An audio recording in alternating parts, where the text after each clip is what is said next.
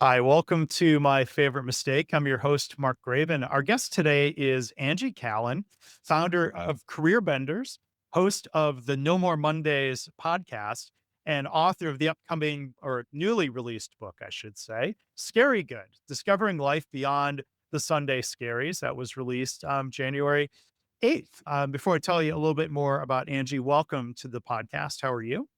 Thank you for having me. I am excited both to be here and for all of the aforementioned things that have just come out into the world. So Yeah. thanks for having me. Congratulations and happy new year. Angie is an engineer turned career coach who helps high performing professionals rethink success when the path they followed stops feeling right. So maybe those are mistakes. Her work and her book focus on what happens when plans fall apart and how confidence is built through action, not perfection. Well, that sounds like a perfect fit for the themes Yeah. on this podcast, Angie. Yeah. I have many mistakes that I could choose to be my favorite because every single one of them led somewhere. Yeah. And so yeah, it's a very fitting conversation for sure. Yeah. Well, we've all made mistakes. And yeah, a lot of guests say it is difficult to answer the question. So I'll go ahead and throw the Yeah. key main question right at you here. What's your favorite mistake and why? Well, and I mentioned before we started recording, this has actually been floating around in my head in and on and off all day because there's several that I could choose from. And it's funny because when you say it's my favorite mistake, then it almost is like, well, am I saying I regret it and I wish it didn't happen? And then you like start psychologically evaluating, like, what does it mean for that to be my favorite mistake? But ultimately, I think the one that really set the stage was choosing to go to engineering school. Uh, uh-huh. And, I say that because, I call myself a former engineer who loves people. Yes, that is exactly as weird as it sounds, but that's also why the word former is in front of Mm, engineer. yeah. But there's a lot of reasons why I love that mistake, and I actually would make it again, to be honest, which is why I'm like, is it actually a mistake? But ultimately, it is the favorite not fitting thing that I did in life. Yeah. So I'm going to ask questions. I'm an engineer. I almost got out of engineering as a student. I almost completely Yep. bailed on the engineering school to go study business and economics. So I'd just be curious to explore, like, one way of thinking about a mistake. It doesn't mean, a tragedy or a disaster or regret, but it turned out apparently different than you thought. Yeah. So, like, why choose engineering school with back in the day? I went to engineering school because and this is all it's so interesting as a newly published author, it's really interesting to talk about things I've just written about because it gives me like it's a really interesting relationship for any of you out there. And obviously I would not have the book I have had I not been a former engineer who loves people. So that's one of the Yeah. reasons it's my favorite mistake. But one of the reasons the primary reason I went to engineering school is because my dad was my math teacher in high school Mhm. Was for he an 3 eng years. is he an engineer? No, Okay. he was a 40-year tenured high school math teacher. Ah, okay. And he was so as my math teacher, and most people are like, "Ugh," and I'm like, "I liked math." So it was fun, and I had him for all of the accelerated classes, and this is something I talk about in the book. As a high performer, in hindsight, I recall it took a little while for me to realize this. I remember being very self-conscious about the fact that I did not have a clear career vocation or aspiration as an 18-year-old. I now understand why that was the case, and it's because they don't teach entrepreneurship in Podunkville, Pennsylvania. Yeah. But ultimately, when I was in lacking some desire of my own, my dad says to me, "And you're good at math and science. Why don't you go to engineering school?" Mhm. Okay, don't want to disappoint my dad and have no better idea. Might as Yeah. well listen to you. And in researching engineering disciplines, I chose civil engineering because, not joking, it's the one where you get to talk to people the most. You think so? Yeah. Yeah. I Well, think that's according to why my I research, that was the well, case. okay, because I mean, I think of civil engineering, I mean, projects and construction, and I mean, I remember friends of mine who were, like, music majors looking at the course catalog and flipping through, and there was a course in the, civil engineering department called literally concrete, which they thought was hilarious, but Yeah, that's a really fun class, by the way. it's Yeah, kind of a liquid, right? Concrete it or a is, very I or mean, is I'm thinking of glass. how nerdy do you wanna get? Because it's actually cement, aggregate, and water. So it's cement, rocks, and water mixed up as concrete. So when you hear somebody refer to a sidewalk as cement, they're wrong. It's concrete. There's your fun fact of the day. Yes. That's why I'm Cement not a civil is an engineer. I should have ingredient asked instead of in trying to concrete. pitch. And see, these are the fun facts that are like, "Hey, I'm glad I went to engineering school because there's also and I know so much more about myself now, which is Yeah. why in a way going to engineering school was a mistake because of what I know about myself, but I only could only work with what I had at the time. Yeah. And I realized that one, it was a more communication-based engineering because of the level of collaboration and projects, and that Mhm. part I actually kinda sorta enjoyed. Mhm. But I also realized that there was a certain level of applicability in that real world aspect of it that is still something that is weaved into me today. Yeah. Yeah, so, that's where, a mistake quite often brings unexpected benefits career-wise. Did you pursue an engineering, a job with engineer in the job Mhm. title right out of school? Like, how long did you stick with that before you thought, "Oh, this is not really the right path?" Yeah, and that's where there's some, like, meant to be set wheels in motion kinda stuff that is why it's my favorite mistake. I, like you, almost changed my major in college, but, when you go to Carnegie Mellon and you study engineering and you pay for it yourself, you don't change your major when you're a junior. The only thing I could have changed to at Mhm. that point in time was math, and I didn't wanna be a teacher, and data science wasn't a thing yet. So, it Yeah. basically was like there were, again, no options, and I stuck with it, and, I actually practiced for about 7 or 8 years, primarily in, like, land development. I did a lot of construction, and after college, I moved to Boston, and I learned how to ski in New England, came to Colorado on vacation and was like, "Why the hell am I driving I-95 to Maine to ski when I could live out here?" And I got to transfer here through Okay. the company that I worked for. So that was a little bit of the full circle of like, "Hey, look what this supported as far as like a whole new world of lifestyle that Mhm. then set some wheels in motion." Yeah. And then you mentioned earlier entrepreneurship. Like, I feel similar background. It wasn't a podunk town in Michigan, but everybody worked for big companies, it seemed. Mhm. My dad worked for one of the automakers for 40 years, and I wasn't exposed to entrepreneurship until business school, and that was really eye-opening. I'm like, "Oh, wait, yeah. At some point, these companies have to get started," Yeah. and that's a whole interesting challenge to apply your problem solving to, Mhm. and that's where I think engineering tees you up for all sorts of other careers, that structured Oh, yeah. thinking. Yeah, and I have yet to be proven wrong on something that you basically just validated yet again, and that is that I'm gonna call the social engineers who end up not loving the discipline of engineering and practice make excellent entrepreneurs. And it tends to be because of the problem solving, the analytical thinking paired with strong curiosity and communication skills that create a real hotbed for ideation plus implementation.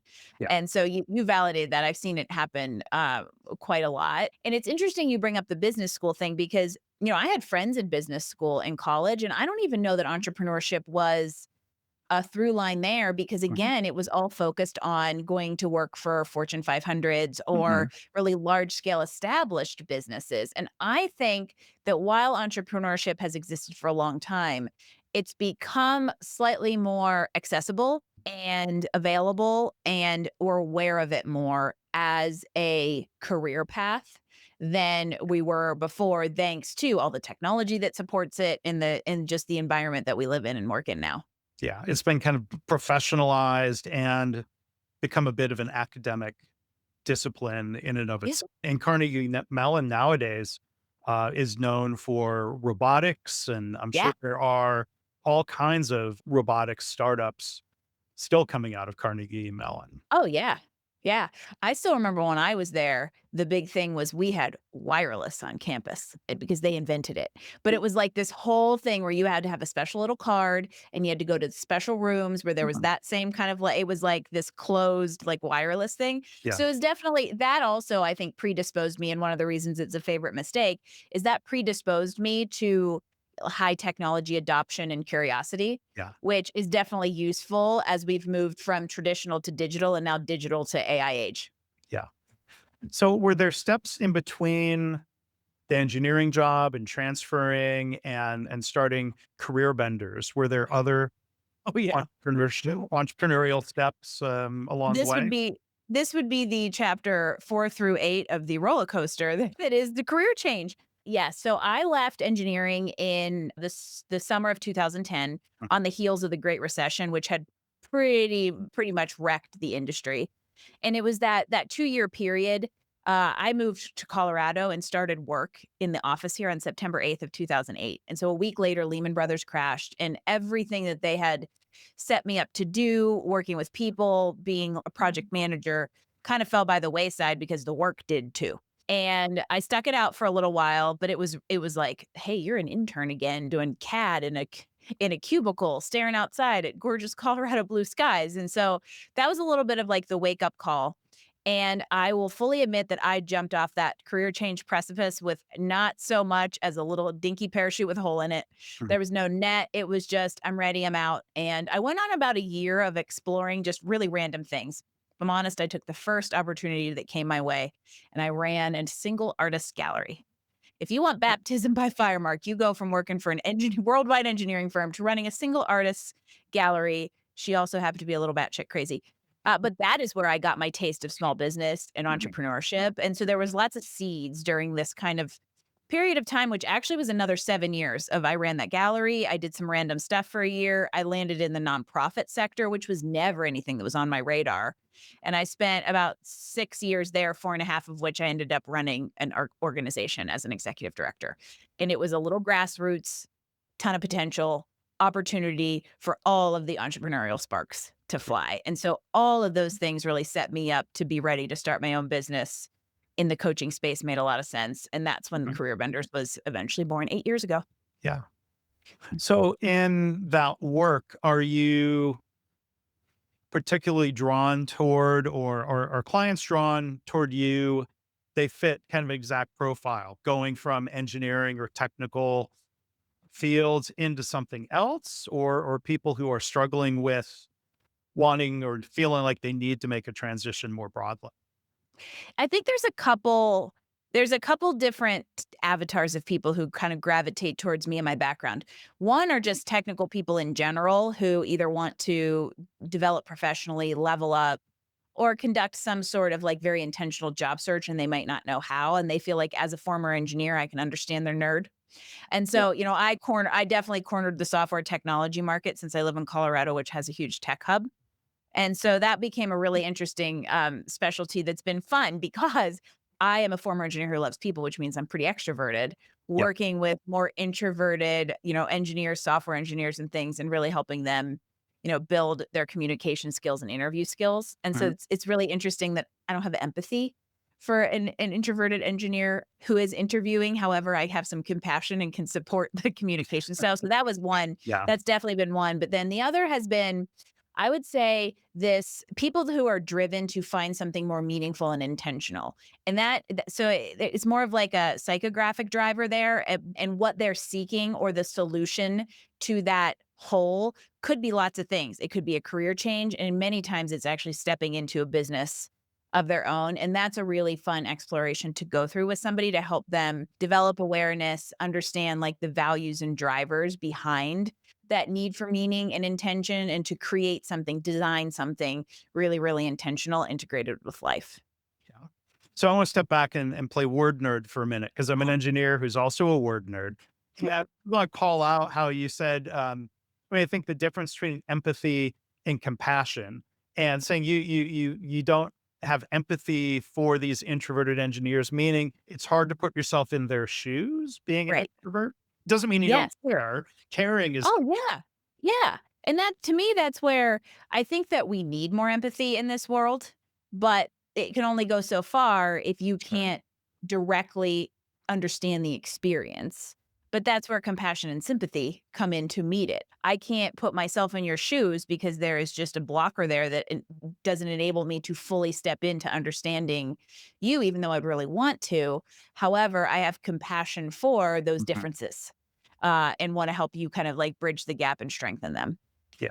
Yeah. I think I just wanted to close the loop on that because without the with I think the word empathy and sympathy that sometimes get confused.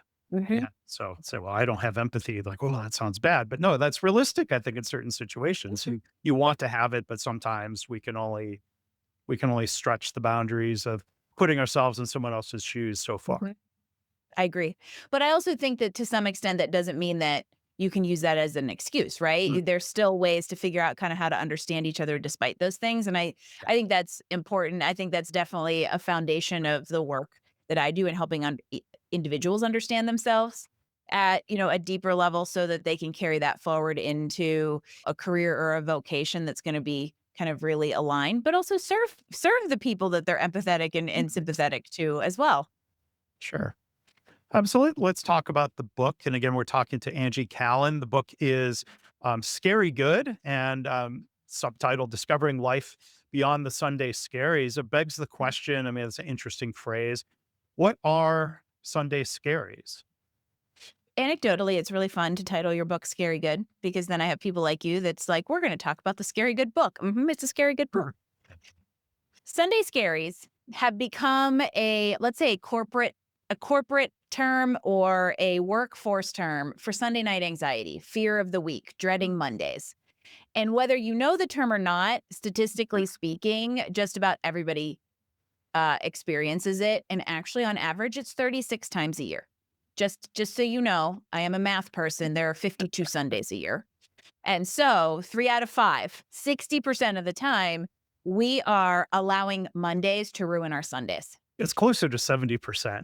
It actually is. Thank you. Thank you for that. Yeah. Couldn't help it. Sorry. When we get into the actual details of 36 versus 52. Thank you. Sorry, Dad. But basically, I mean, essentially, we allow Mondays to come in and like steal Sundays, steal the weekends. And really, to me, it's not whatever you want to call it, Sunday night anxiety, dread the week, Sunday scaries. To me, it's really about this idea that if that is happening to you 36 times a year, I would say even more than 3.6 times a year, there's something in your work and life combination that is out of whack and out of alignment. And this is becoming more common to have those things integrate versus the clock in, clock out 9 to 5 mentality of like baby boomers in the old school workforce, but there's still a gap in things coming up to meet that. And so really the book explores what it does mean to have the Sunday scaries and go on a journey to alleviating them. Mhm. And what are some of the common symptoms of Sunday scaries where it becomes a problem? Because I'm sure like if you spend a couple of minutes before bed looking at your calendar, thinking ahead, that's probably not a problem. But does it become a problem when it starts hijacking your Sunday and instead of relaxing and enjoying whatever else you're worried Yeah. about Monday? Yeah, and when it turns into like true kind of anxiety or inability to be present right now because of what is coming then, or starts I've had people that are like, I just want my joy back, Mhm. right? And they feel like it's actually taken their joy. That to me is when this is a problem and more systemic than situational. Yeah. And it's a totally different mentality to say, I'm going to intentionally sit down on Sunday and spend 15 minutes planning my Monday so that the other 3 hours of my evening are not disrupted by Yeah. Monday than it is to sit there and potentially like start doom scrolling your work inbox because you're afraid of what's going to pop up, or start dreading the stand up that you probably have at 8:30 because everyone thinks that's a great idea now to have a stand up at 8:30 in the morning every day. And so I think it's really about how often it happens and how significantly it detracts you from being able to be present and enjoy a moment, for fearing what's to come. And what are the situations where somebody needs help managing the symptoms versus looking for more of the root cause, being like, am I in the wrong role? Should I step away from a management role and go back to being a technical contributor? Is it the wrong career? Is it just the wrong company? That's where Oh, it usually could gets be in. it could be any or all of those things. And in a way, I explore a lot of those in the book because I think I experienced most of them. Yeah. I experienced the doing the wrong thing in maybe a company that could have been the right place in engineering if I had changed capacities, to doing the right thing in the wrong place, to having both completely off, right? Like there's a lot of, I think, different combinations of things, but a lot of it comes down to your individual values and purpose and making sure that that is aligned and intentional Mhm. in our work. We are very, very susceptible to this idea of falling into default I a lot of times will refer to it as mediocrity. That it's just like, okay, well, this is the path I'm on. I'm going to accept it. I got the golden handcuffs. I can't change because we choose not to explore the opportunity to make a change and have something more intentional. And so, in my mind, if you are just fine, you are leaving a whole lot of life on the table. And, yeah, I'm just thinking back to, or just thinking about, the type of help, or could be both career coach or, a therapist. I mean, 20 Mhm. 20 some years ago, I was very unhappy in a job at a company at the time. And through the company EAP program, ended up talking to, like, a therapist. And it didn't take very long where, I mean, she was blunt. Like, the things you're talking about aren't a you problem. Like, she wasn't saying Yeah. perfect, but she's like, you wouldn't believe how many leaders at all levels from this company have the same situation. And she was pretty much saying, like, you need a career coach, not a therapist. Yeah. And there's there's a lot of correlation back and forth there Yeah. because I think that we either don't realize, we're not aware, or we don't want to admit that we might be in a career or a job or a place that isn't a fit. And so we automatically think it's us. And obviously, we have a role to play in that, and that's where we'll seek out therapy, like, "What is wrong with me?" And like, the number of times I've had people come and they'll say, My therapist said I need a career coach because this career or this job or this company is just so out of alignment, I'm never Mhm. gonna be satisfied." That is more common, Mm. than you would think, and if I look at it as here's a good little maybe tool for all of you: red light, yellow light, green light. If you are red light satisfied in your day to day, at least 60% of the time, you're green light. I'm sorry. If you are green light satisfied, Mhm. the majority of the time you're doing something right.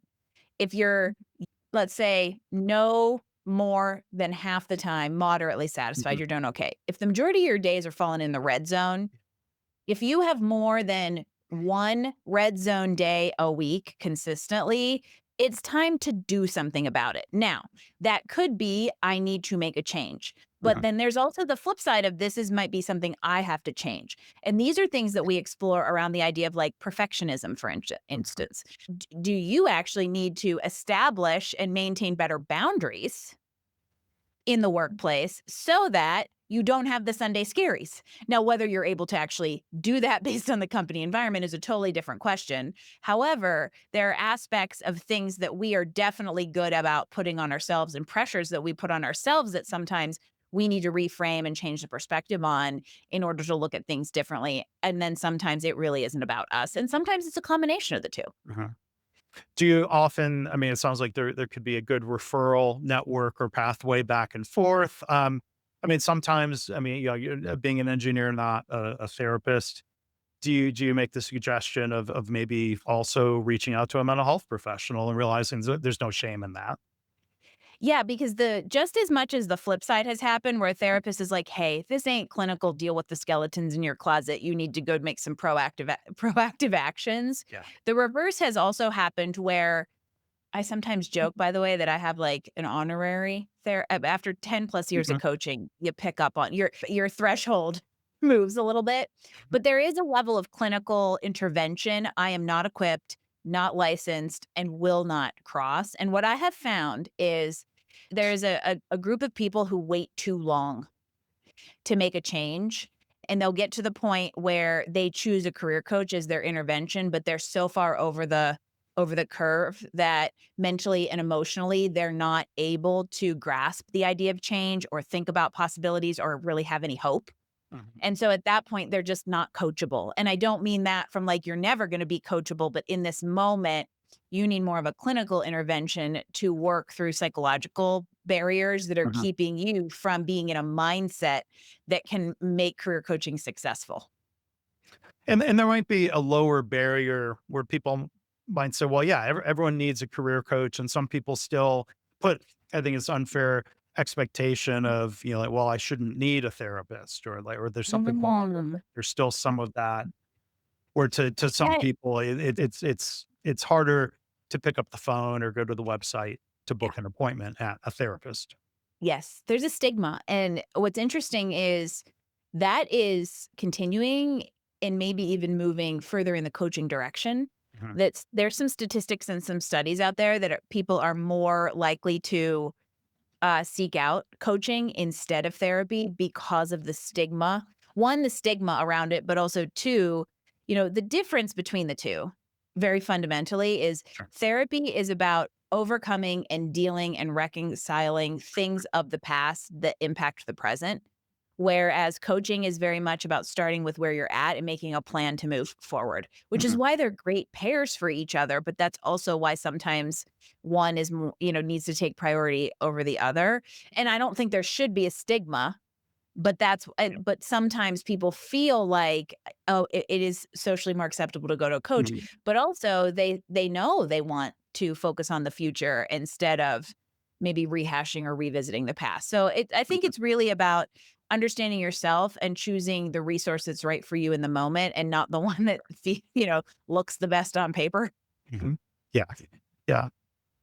The podcast, your podcast is, No More Mondays. It makes me think of, the movie Office Space. Because that's what it was inspired by. The Mondays. That's what it was. Yeah. I could still vividly remember the day we were trying to come up with a name for the podcast, Yeah. and it was like we were, like, at the hour mark of strategizing different names, and then all of a sudden, somebody said something about, like, a movie quote. I was like, "Okay, wait, what are movie quotes about Mondays? Wait, what's that movie quote? What's the Office Space? Kiss Mhm. the Mondays, no more Mondays," and it just Yeah. clicked like that. So I appreciate that that's what that triggered. You better say it that way, the Mondays. The Mondays, exactly. Oh, But, I that mean, movie.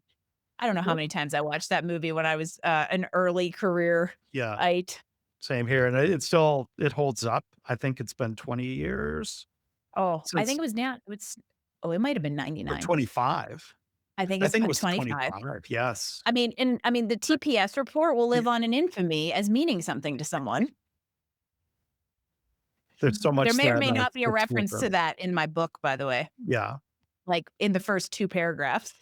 Well, so the Mondays, it's I mean, the having, a case of the Mondays is so related to the Sunday Scaries, and, Yep. I'm also thinking back to somebody you wouldn't know, a mentor of mine who he was much older and he's passed away, but, he was an idealist and he would, he would raise the point of, why don't you ever hear anyone saying, "Thank God it's Monday.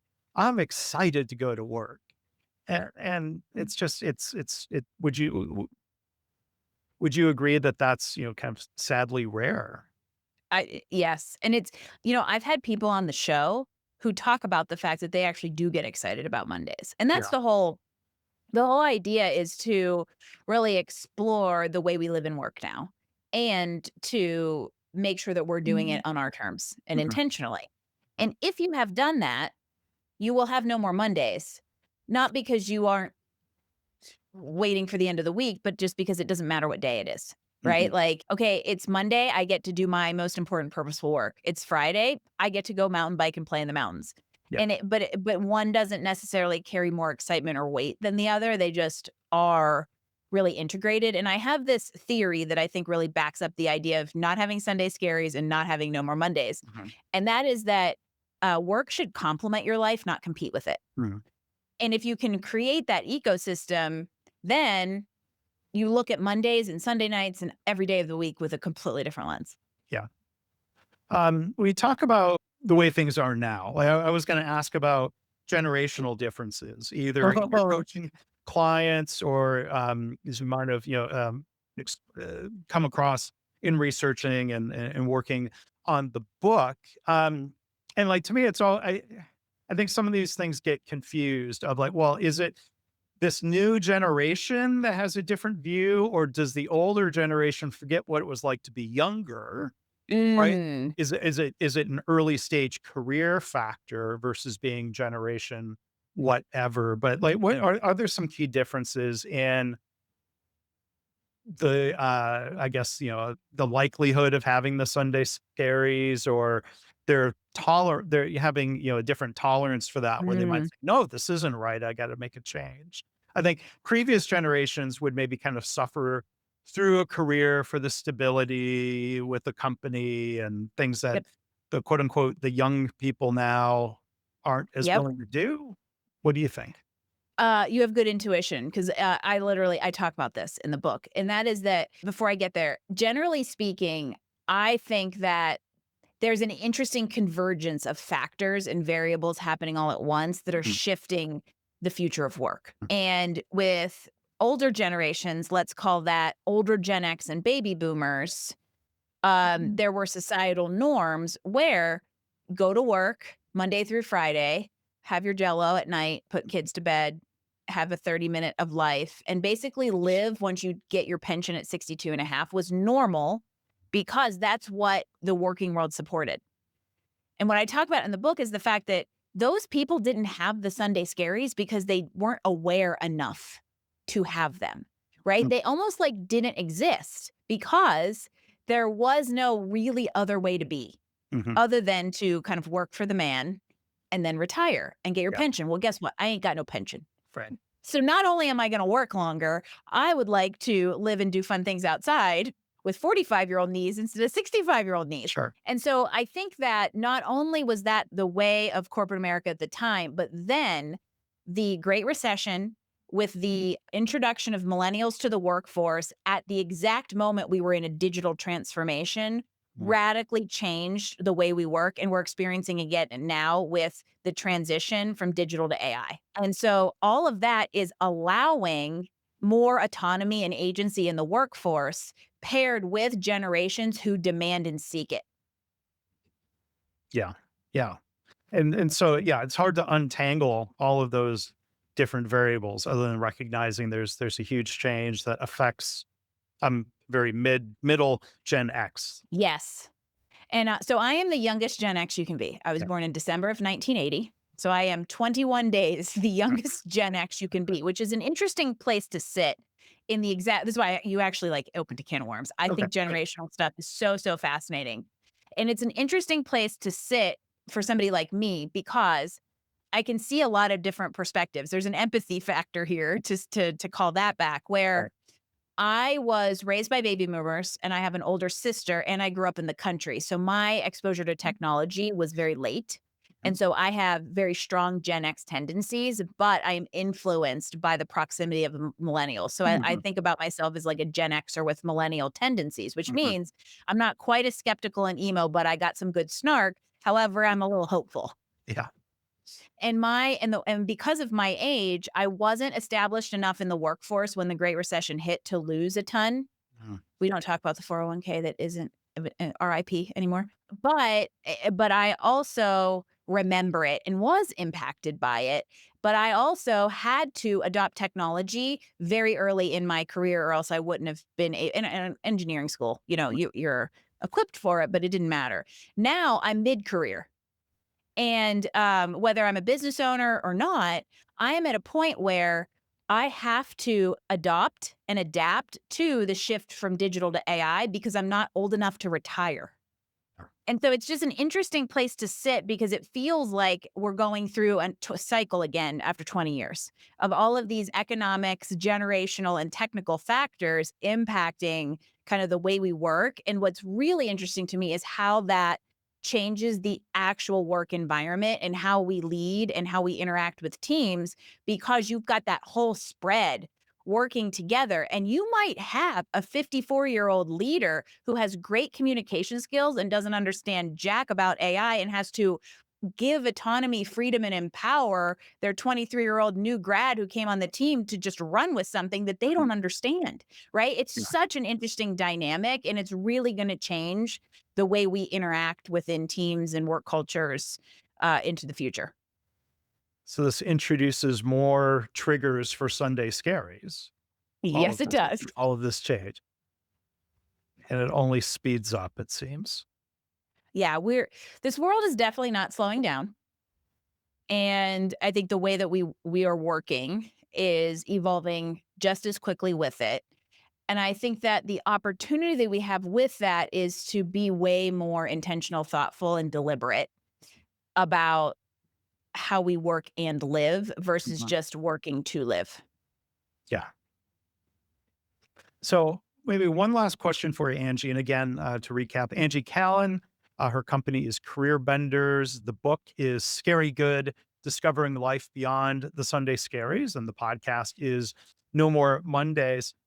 Hey, as an author, I like to talk about writing process, and the book is as a startup, and you iterate and you explore and you work on it. Usually, you've got a strong thesis when you start to write a book, but what's something you learned along the way that surprised you, or something you came to believe that wasn't really on your radar before starting a Ooh. book? You actually said something at the very beginning in your intro of me that I think falls into that category. Confidence is built through action. And let me give you the backstory to that. So I have been, let's say, attempting or thinking or trying, whatever word you want to throw at it, to write a book for about 4 or 5 years. About 3.5 years ago, I hammered out a 20,000 word, like, just here's my life chronology in a weekend. And then I sat here and I'm like, who am I? I have no name to write just a straight up memoir. And that really wasn't what I wanted it to Yeah. do. And so I was having a hard time figuring out, like, the best way to put it is, what's the cover? Mhm. What's my common thread? Who am I trying to write this book for? And what's the context of the story? Side note, I write a weekly newsletter called Combating the Sunday Scaries. Mhm. And we just had our 200th episode. And so about 6 months prior to the 200th edition of this newsletter, it hit me and smacked me in the face. Yeah. I was like, oh my gosh, I'm about to have this 200th edition. I have this life story that I want to tell, but I want to make it useful to somebody. There's the cover. You already Yeah. have an audience and you already have a Yeah. perspective on these Sunday Scaries. And what was really cool is from a process perspective, I took, the 140 or whatever editions that were already existed, mashed them up and teased out common themes. Sure. And what was so fascinating to find out is what I'm actually talking about distilled down into 12 points Mhm. in all these different factors. And the one that surprised me the most was building confidence through action, because I fully believe that and have experienced that in many, many different facets, from just trying a new job to starting a business to learning how to mountain bike at almost age 43. Mhm. And so it was almost validating of like, oh wow, everything I talk about really does support this theory. And here it is loud and clear. Yeah. Because I think whether it's writing, I mean, how does one become a writer? You have to write. And how does one become a podcaster? Like, I love the advice of, you've got to be willing to do podcast episodes and release episodes that are terrible, because that everyone's terrible when they Yeah. start to some degree, right? I mean, and at some point, yeah, you've got to do it. And I think I love that phrase. Thinking back to the intro, confidence through action. You can't think your way into being a better writer. You And have to do it. and I hadn't planned to do this, but you just helped bring this whole conversation full circle, because if we're sitting here talking about our favorite mistakes, Mhm. if you have the confidence to act, you can be sure there's going to be a mistake in there. Of course. However, if you look at a mistake as a learning experience Mhm. instead of a failure, it's a completely different animal. One of the things in I actually say in my book is that failure, loosely translated, is learning experience. And unfortunately, I think fail has become an ugly Mhm. four-letter word in society today. But honestly, in actuality, we don't grow and we don't learn unless sometimes these mistakes happen, which is why we can have favorite ones that actually end up pushing us forward. Yeah. That is a perfect note to end things on. So again, Oh, Angie Callen, thank you for being here today. Check out the show notes for links to the book, website, podcast, all of that. So right, as I said up front, it seemed like you were in the perfect place with the right attitude for this podcast. That turned out to be very true. So thank you again for joining us and sharing some of your story with us. thank you for having me. And I agree. A lot of alignment. And I appreciate having a place to come and talk about all the things that I'm passionate about. So thank you. Thanks, Ken.